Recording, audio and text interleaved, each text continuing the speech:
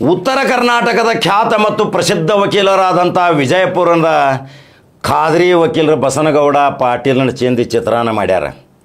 ಯಾಕೆ ಬೇಕಾಗಿತ್ತು ಬಸನಗೌಡ ಪಾಟೀಲ್ ಇನ್ನೊಬ್ಬರ ಬಗ್ಗೆ ಟೀಕೆ ಮಾಡಿ ಅವರ ಹಗರಣ ತೆಗಿಯಾಕೆ ಹೋಗಿ ಇವತ್ತು ನಿನ್ನ ಹಗರಣವನ್ನು ಬಟಾ ಬಯಲಾಯಿತು. ಎಷ್ಟೋ ಜನರಿಗೆ ಗೊತ್ತಿತ್ತು ಹಿಂದುತ್ವದ ಅಲೆಯ ನಾಯಕ ನಮ್ಮದು ಇಂಥ ಇತಿಹಾಸ ಐತೇನ್ರಿಪ್ಪ. ಹಿಂದಕಲೇ ಟ್ಯಾಕ್ಸಿ ಸರ್ವಿಸ ಸೀಟ್ ತುಂಬುತ್ತಿದ್ದ ಬಸನಗೌಡ ಪಾಟೀಲ್ ಮೋಡ್ಕಾ ಟ್ರಕ್ ಕೊಟ್ಟು ಕಳಿಸಿದ್ರು. ಎಲ್ಲ ಬಟಾ ಬಯಲಾಗೈತಿ. ಎಟ್ಟ ಸೈರಿ ಏನು ರಾಜ ದರ್ಬಾರ್ಗತೆ ಶ್ರೀಮಂತಿಕೆ ಇದ್ದಿರಲಿಲ್ಲ. ಈಗ ಆಸ್ತಿ ಎಷ್ಟು, ಈಗ ಆದಾಯ ಎಷ್ಟು ಅಂತೇಳಿ ಖಾದ್ರಿ ವಕೀಲ್ ಮಾತಾಡಿದ್ದು ನೋಡಿದ್ರೆ ಇವತ್ತು ಉತ್ತರ ಕರ್ನಾಟಕದ ಮಹಾಜನತೆ ಏನು ನೀವು ಹಿಂದುತ್ವದ ಅಲೆಯ ನಾಯಕ ಅಂತ ಏನು ತಿಳ್ಕೊಂಡಿದ್ರಿ, ಅದು ಹುಲಿ ಅಲ್ಲ, ಅದು ಇಲಿ ಅನ್ನೋದು ಖಾದ್ರಿ ವಕೀಲ್ ತೋರಿಸ್ಕೊಟ್ಟಾನ. ನೋಡ್ತೀರಿ ಖಾದ್ರಿ ವಕೀಲ್ ಮಾತಾಡಿದ್ದ ಸಂಪೂರ್ಣ ವಿವರ ಹಾಕಾಕತ್ತಾನ. ಖಾದ್ರಿ ಮಾತಾಡಿದ್ದ ನೋಡ್ರಿ, ಲೈಕ್ ಮತ್ತು ಶೇರ್ ಮಾಡ್ಕೊತ ಹೋಗ್ರಿ. ಇವತ್ತು ಖಾದ್ರಿ ಅಂತ ಒಬ್ಬ ಯುವಕ ಅಲ್ಲಿ ತಯಾರಾಗಿ ನಿಂತಾನ. ಮುಂದಿನ 28ನೇ ಇಸ್ವಿಯ ಚುನಾವಣೆಯಲ್ಲಿ ಇದೇ ಬಸನಗೌಡ ಪಾಟೀಲ್ ನನ್ನ ಅಲ್ಪಸಂಖ್ಯಾತ ಯುವಕನೇ ಅಲ್ಲಿ ಸೋಲಿಸ್ಬೇಕನ್ನೋದು ತೀರ್ಮಾನ ತಗೊಂಡಾರ. ಈಗಾಗಲೇ 2 ಸಾರಿ ಸೋತವರು ಇನ್ನು 3ನೇ ಸಾರಿ ಬಂದು ನಿಂತು ಈ ಬಸನಗೌಡ ಪಾಟೀಲ್ಗೆ ಒಂದು ಕೌಂಟರ್ ಕೊಟ್ಟ ಸೋಲಿಸೋ ಸಲುವಾಗಿ ಈಗ ಅಲ್ಲಿ ತಯಾರಿ ನಡೆದೈತಿ. ಖಾದ್ರಿ ವಕೀಲ್ ಏನು ಮಾತಾಡ್ಯಾರ ತೋರ್ಸಾಕತ್ತ ನೋಡ್ತೀರಿ.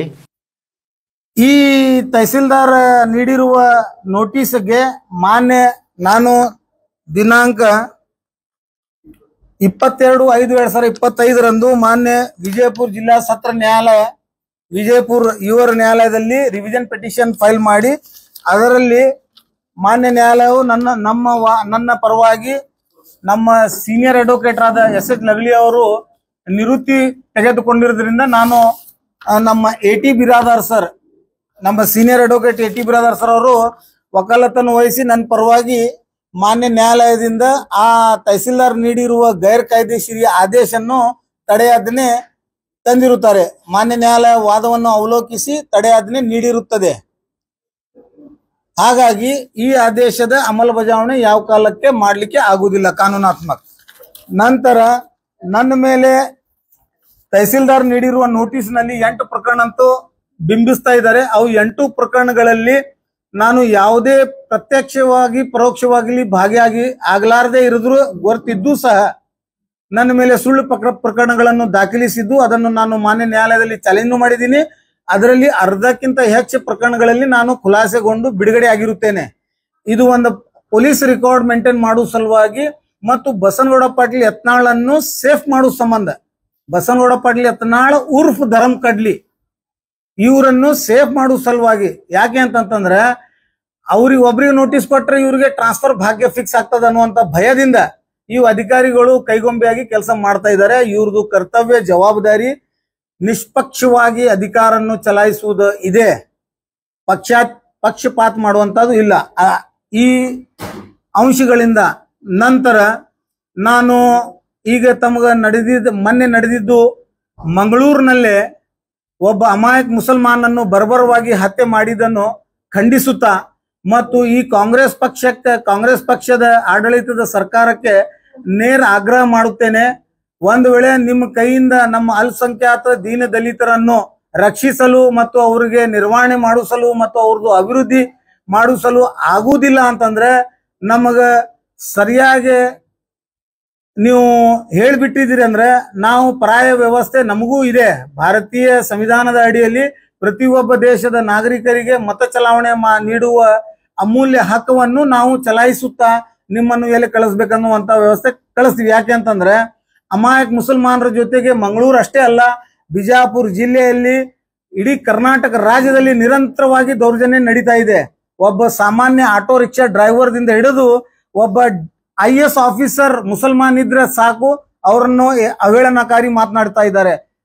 ಇತ್ತಿತ್ತಲಾಗಿ ಆ ತಾಯಿಗಂಡ MLC ನನ್ನ ಮಗ ಒಂದು IAS officer, Gulbarga IAS officer ಅನ್ನು ಪಾಕಿಸ್ತಾನದ IAS ಆಫೀಸರ್ ಅಂತ ಹೇಳ್ತಾನ. ಮಕ್ಕಳ ಈ ತಾಯಿಗಂಡ ನನ್ನ ಮಗ ಬಿಜಾಪುರ ನಗರದ ಒಬ್ಬ ತಾಯಿಗಂಡ ನನ್ನ ಮಗ ಮತ್ತು ಆ MLC ತಾಯಿಗಂಡ ನನ್ನ ಮಗ ಮತ್ತು ಶಿವಮೊಗ್ಗದಾಗ ಒಬ್ಬ ತಾಯಿಗಂಡ ಅದಾನ. ಇವು ಇಬ್ಬರಿಗೂ ಪಾರ್ಟಿದಿಂದ ಉಚ್ಚಾಟನೆ ಮಾಡ್ಯಾರ. ಇದರ ಅರ್ಥ ಭಾರತೀಯ ಜನತಾ ಪಕ್ಷ ಒಂದು ಹಿಂದುತ್ವವಾದ ಎಜೆಂಡೆ ಮೇಲೆ ಇರ್ತಕ್ಕಂಥ ಒಂದು ಕಠೋರ ಪ್ರಕಾರ ಹಿಂದುತ್ವವಾದದ ಪಕ್ಷ ಇಂಥ ತಾಯಿಗಣ್ಣನ ಮಕ್ಕಳಿಗೆ ಹೊರಗೆ ಹಾಕ್ಯಾರ ಅಂತಂದ್ರೆ ಇವ್ರು ಎಷ್ಟು ಥರ್ರೇಟ್ ಸುಳಿ ಮಕ್ಕಳು ಇದಾರ ಅನ್ನುವಂಥದ್ದು ಇದನ್ನ ಅರ್ಥಿಸ್ಕೊಳ್ಬೇಕು ನಾವು. ಯಾಕೆಂತಂದ್ರೆ ಅಂತ ಪ್ರಕಾರ ಹಿಂದುತ್ವದ ಪಾರ್ಟಿಯಿಂದ ಇವ್ರು ಹೊರಗಿದ್ದಾರೆ ಅಂತಂದ್ರೆ ಇವರು ನಾಗರಿಕ ಸಮಾಜದಲ್ಲಿ ಬದುಕುವಕ್ಕೆ ಅರ್ಹ ಅಲ್ಲ ಅಂತ ಹೇಳಿ. ಮತ್ತು ಒಬ್ಬ IAS IPS ಆಫೀಸರ್ಸ್ ಈ ದೇಶದ ಆಸ್ತಿ. ಅಲ್ಲಿ ಮಧ್ಯಪ್ರದೇಶದಾಗ ಒಬ್ಬ ತಾಯಿಗಣ್ಣ ನನ್ನ ಮಗ ಸೂಫಿಯಾ ಕುರೇಶಿ ಕರ್ನಲ್ ಅನ್ನು ಅವೇಳನಕಾರಿ ಮಾತನಾಡಿದ. ಅಂದ್ರೆ ಇವ್ರ ಪ್ರವೃತ್ತಿನೇ ಬರೇ ಹಿಂದೂ ಮುಸ್ಲಿಂ ಇಂಡಿಯಾ ಪಾಕಿಸ್ತಾನ. ಮಕ್ಕಳ ಈಗೀಗ ನಮ್ಮ ನರೇಂದ್ರ ಮೋದಿಜಿ ಅವರು ವಾರ ಡಿಕ್ಲೇರ್ ಮಾಡಿದ್ರು, ನಿಮ್ಮ ಮುಕ್ಕಳಾಗಟ ದಮ್ ಇದ್ದಿದ್ದಂದ್ರೆ ನೀವು ಎಲ್ಲಾ ತಾಯಿಗಣ್ಣನ ಮಕ್ಕಳಲ್ಲಿ ಬಾರ್ಡರ್ನಾಗ ಹೋಗಿ ನಿಂದಿರ್ಬೇಕಾಗಿತ್ತಲ್ಲ.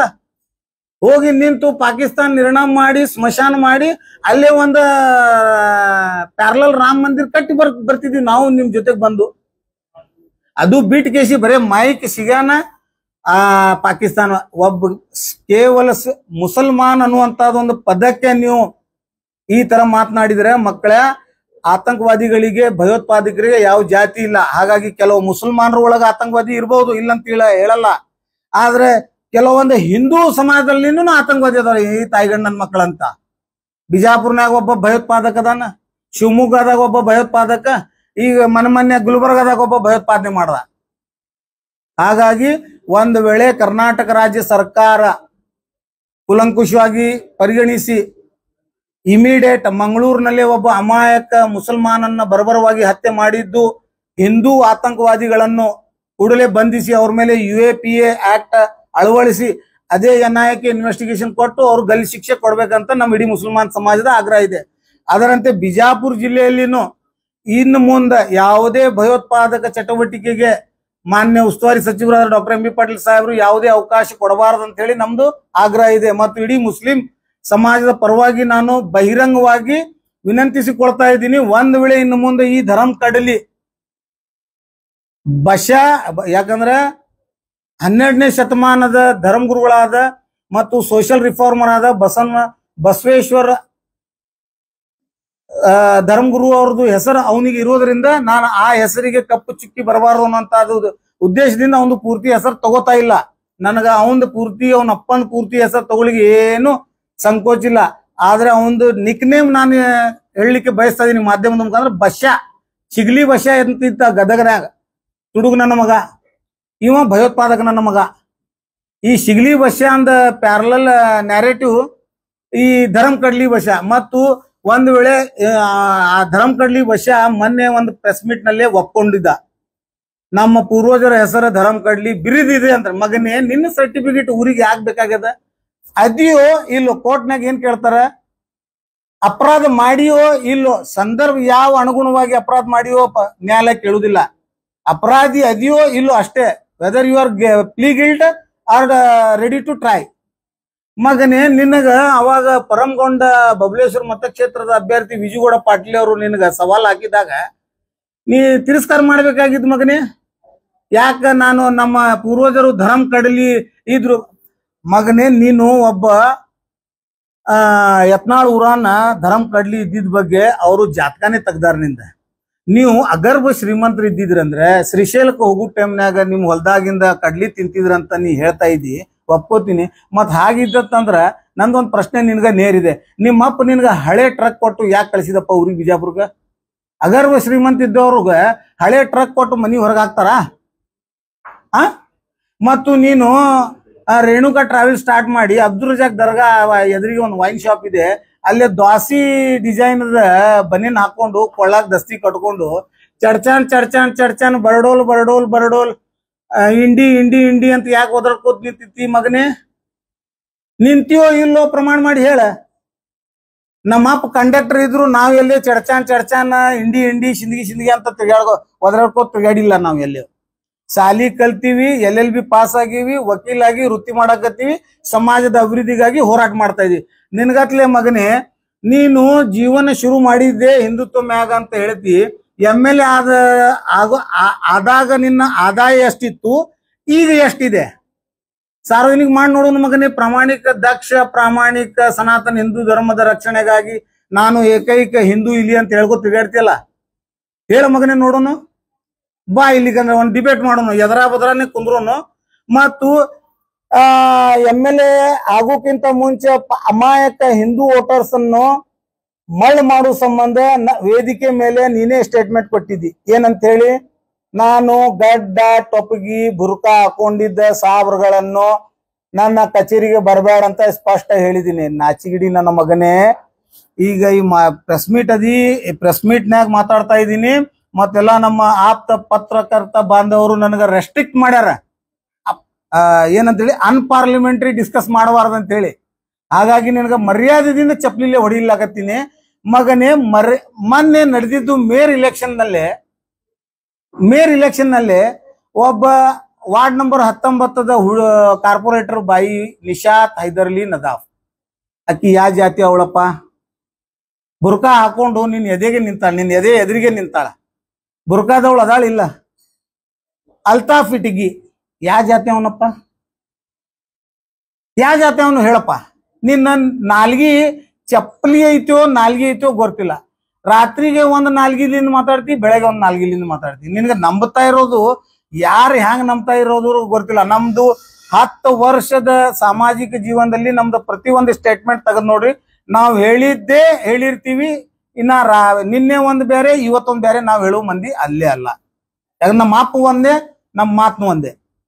ಹಾಗಾಗಿ ಅವರನ್ನು ಅವ್ರ ಬಲದಿಂದ ನಿನ್ನ ಮೇಯರ್ ಇಲೆಕ್ಷನ್ ಚುನಾವಣೆ ಎದುರಿಸಿದ್ಯಪ್ಪ. ಆಮೇಲೆ ನೀವು ಇಷ್ಟು ನಾಚಿಗಿಡಿ ಅದಿರಿ ಬಿಜೆಪಿ ಪಕ್ಷನವರು ಅಂತಂದ್ರ ನಿಮ್ಗ ಮಾನ ಮರ್ಯಾದೆ ಏನು? ನೀ ಅಂತೂ ಬಿಜೆಪಿದಾಗ ಇಲ್ಲೇ ಇಲ್ಲ. ಮೊನ್ನೆ ಕಾರ್ಪೊರೇಟರ್ ಪ್ರೇಮಾನಂದ್ ಬಿರಾದಾರ, ಮೊಹಮ್ಮದ್ ರಫಿ ಕಾಣೆ ಮತ್ತು ಇನ್ನೊಬ್ಬ ಕರಡಿ ಅವರು ಹೇಳ್ತಾರ, ಜಿಲ್ಲಾ ಉಸ್ತುವಾರಿ ಸಚಿವರ ಆಶೀರ್ವಾದದಿಂದ ನಮ್ಗ ಇಷ್ಟೇ ಸಿಗದ. ಮಕ್ಕಳ, ನೀವು 7th ಫೇಲ್ ಅದಿರ ಅನ್ನೋದು ನೀವು ನಿಮ್ಮಾಗೆ ಸಾಬೀತ್ ಮಾಡಾಕತ್ತೀರಿ. ನೀವು ರಾಜಕಾರಣ ಮಾಡಕ್ಕೂ ಅರ್ಹರಲ್ಲ, ಸಾಮಾಜಿಕ ಜೀವನದಲ್ಲಿನೂ ಅರ್ಹರಲ್ಲ. ಅಲ್ಲೋ ಜುಡಿಷಿಯಲ್ ಪ್ರೊಸೀಡಿಂಗ್ಸ್ ನಲ್ಲಿ ಉಸ್ತುವಾರಿ ಸಚಿವರದಾಗಲಿ MB ಪಾಟೀಲ್ದಾಗ ಅಂತೂ ತೆಗೆದಾಕ್ರಿ ಸೈಡಿಗೆ. ಮುಖ್ಯಮಂತ್ರಿದು ಏನ್ ರೋಲ್ ಇರ್ತದ? When the matter ceased in the court of law, the court will decide the matter only on the merits. ಮಕ್ಕಳ, ಇವ್ರದ ಆಶೀರ್ವಾದ ಅಂತಂದ್ರೆ ಅದೇ ಸಿದ್ದೇಶ್ವರ ಆಪ್ಕೊಳ್ಳೋದ ಆಶೀರ್ವಾದದಿಂದ ನಮ್ಗೆ ಇಷ್ಟೇ ಸಿಕ್ಕದಂತಂದ್ರೆ ನಾವು ಒಪ್ಕೋತಿದೀವಿ.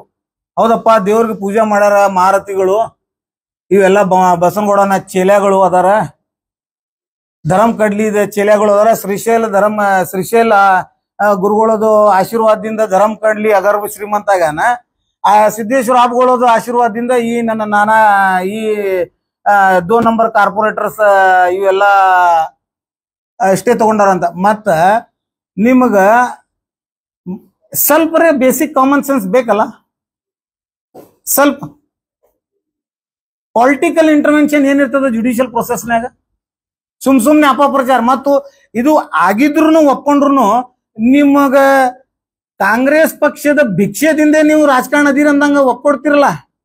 ಅಂದ್ರೆ ನಿಮ್ಗೆ ಮುಸಲ್ಮಾನರದ ನಾವು ಕೊಟ್ಟಿರೋದು ಆ ಕಾಂಗ್ರೆಸ್ ಪಕ್ಷಕ್ಕೆ ಓಟ್. ಕಾಂಗ್ರೆಸ್ ಪಕ್ಷ ಇವತ್ತ ಆಡಳಿತದಲ್ಲಿ ಇದೆ. ಜಿಲ್ಲಾ ಉಸ್ತುವಾರಿ ಸಚಿವರು ಕಾಂಗ್ರೆಸ್ ಪಕ್ಷದ ಆಡಳಿತದ ಉಸ್ತುವಾರಿ ಸಚಿವರು. ಅಂದ್ರೆ ಇಂಡೈರೆಕ್ಟ್ಲಿ ನಿಮ್ಗೆ ಮುಸಲ್ಮಾನರ ಬೆಂಬಲ ಇರ್ಲಾರ್ದ ನಿಮ್ಗೆ ಚೊಣ್ಣ ಹಾಕೊಳಕ, ಬಾಡಿಗೆ ಖಾದೆ ಬಟ್ಟೆ ಹಾಕೊಳಕ ಯೋಗ್ಯತೆ ಇಲ್ಲೇ ಇಲ್ಲ ಅಂದಂಗ ಆಯ್ತಲ್ಲ.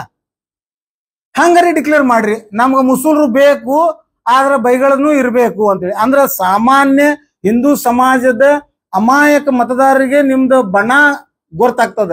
ನೀವು ಕರಿ ಬಣ್ಣದವ್ರದಿರಿ, ಬಿಳಿ ಬಣ್ಣದವ್ರದಿನ ಅಂತ. ಇಷ್ಟೆಲ್ಲ ಹೇಳ್ತಾ ನನ್ನ ಮಾತನ್ನು ಮುಗಿಸ್ತೀನಿ. ಮತ್ತೆ ತಾವು ತಮ್ದು ಏನಾದ್ರು ಪ್ರಶ್ನೆಗಳನ್ನ ಇದ್ರೆ ಕೇಳ್ಬೋದು.